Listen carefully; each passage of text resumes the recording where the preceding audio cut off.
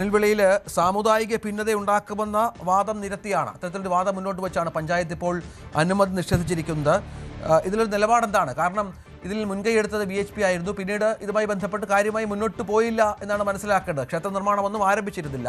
ഇപ്പോൾ ഇങ്ങനൊരു നിലപാട് പഞ്ചായത്ത് സ്വീകരിക്കുമ്പോൾ അതിനെ പ്രതിരോധിക്കാൻ എന്താണ് തീരുമാനിച്ചിരിക്കുന്നത്? മുമ്പോട്ട് പോയില്ല എന്ന് പറഞ്ഞത് ശരിയല്ല. ആ വസ്തു മേടിച്ച ദിവസം തൊട്ട് തന്നെ അവിടെ ക്ഷേത്രം ഉയരേണ്ട ആവശ്യത്തിന് വേണ്ടി ശ്രീ ഭൂതനാഥ് സേവാ ട്രസ്റ്റ് വളരെ മുമ്പോട്ട് പോയിരുന്നു. അതിന്റെ പ്ലാൻ തയ്യാറാക്കി പഞ്ചായത്തിൽ അതിന് അപേക്ഷ കൊടുത്തു. മുനിസിപ്പൽ പഞ്ചായത്ത് ബിൽഡിംഗ് റൂൾസ് അനുസരിച്ചുള്ള എല്ലാ നടപടിക്രമങ്ങളും പാലിച്ചുകൊണ്ട് തന്നെയാണ് ബിൽഡിംഗ് പെർമിറ്റിന് വേണ്ടി അപേക്ഷ കൊടുത്തത്. സ്വാഭാവികമായിട്ടും ഇടതുമുന്നണിയും വലതുമുന്നണിയും ഐക്യകണ്ഠേന എരുമേലി പഞ്ചായത്തിൽ ഒരു പ്രമേയം പാസ്സാക്കിയെന്നൊരു സന്തോഷമുണ്ട്. ഒരു ക്ഷേത്രം തടയാൻ വേണ്ടി രണ്ടു കൂട്ടരും ഒന്നിച്ച് തോളോട് തോൾ ചേർന്ന് നിന്നുകൊണ്ട് അതിന്റെ പെർമിറ്റ് നിഷേധിച്ചു.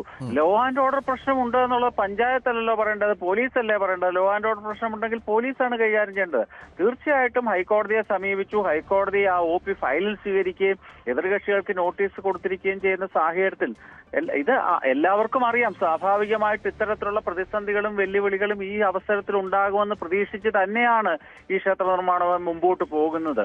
അതുകൊണ്ട് ഈ നാടുനീളെ കുരിശടികൾ ഉയരുന്നു, ഖബർസ്ഥാനുകൾ ഉയരുന്നു, ആർക്കും യാതൊരുവിധ പരാതിയില്ല. ഒരു പൗരന്റെ അല്ലെങ്കിൽ വിശ്വാസികളുടെ ഒരു ഭരണഘടനാപരമായിട്ടുള്ള സ്വാതന്ത്ര്യമാണ് ഒരു ക്ഷേത്രം നിർമ്മിക്കുക എന്നുള്ളത്. അല്ല, അവിടെ ഈ കേരള പഞ്ചായത്ത് രാജ് ചട്ടമൊക്കെ നിലനിൽക്കുന്ന ഒരു സംസ്ഥാനമാണ്. ആ നിയമം അനുസരിച്ച് മതിയായ ഒരു അനുമതി വാങ്ങാതെയുള്ള ക്ഷേത്ര നിർമ്മാണം ഹൈക്കോടതിയിൽ അവരുടെ കണ്ടൻഷൻ അത് തന്നെയായിരുന്നു. അല്ല, അത് ആദ്യ ഘട്ടത്തിലെയാണ്. അന്ന് അവിടെ ഒരു ബാലാലയ പ്രതിഷ്ഠാ ചടങ്ങുകൾ നടത്താൻ നേരമാണ് അപ്രകാരം ഹൈക്കോടതിയിൽ OP ഉണ്ടാവുകയും ഹൈക്കോടതി പറഞ്ഞതനുസരിച്ച് ആ നിർമ്മാണ പ്രവർത്തനങ്ങൾ നിർത്തിവെക്കുകയും ചെയ്തു. അതിനുശേഷം കൃത്യമായ മാനദണ്ഡങ്ങൾ പാലിച്ചുകൊണ്ട് സ്മാർട്ട് വഴി കേരളത്തിലെ തദ്ദേശ സ്വയംഭരണ വകുപ്പിന്റെ ബിൽഡിംഗ് റൂൾസ് അനുസരിച്ചുള്ള സ്മാർട്ട് എന്ന് പറയുന്ന ആപ്ലിക്കേഷനിൽ കൂടെ തന്നെ എല്ലാ നിബന്ധനകളും പാലിച്ചുകൊണ്ടുള്ള കൺസ്ട്രക്ഷന് വേണ്ടിയാണ് അനുവാദം ചോദിച്ചത്.